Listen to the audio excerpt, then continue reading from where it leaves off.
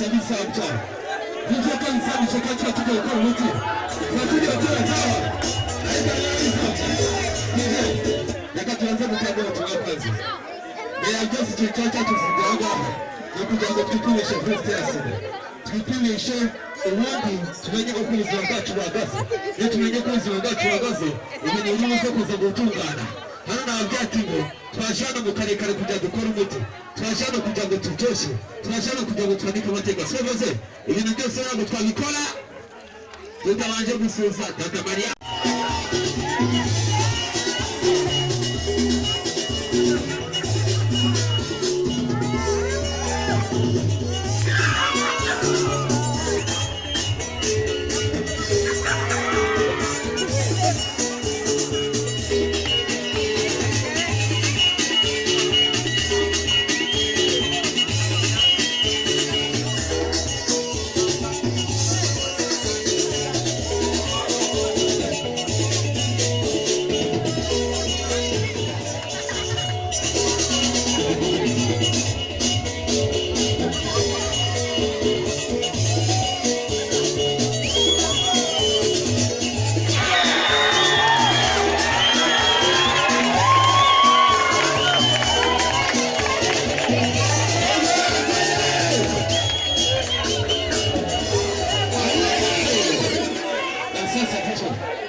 Kabisa mchana.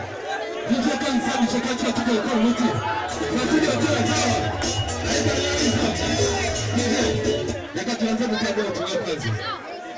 Just tuchacha tuzigaga. Nakuja kutukulisha first aside. Tukipimisha uwandi tumenye okuliza wagacu wagaze. Iyo tumenye kuliza wagacu wagaze, ibintu biruze kuza gutungana. Hano nabyatiwe twashana mu karekare kujya gukora umuti. Twashana kujya ngo tutoshe. Twashana kujya ngo twandike amateka. Soboze ibintu byose ntabwo twabikora. Tutabanje gusuza Tata Maria.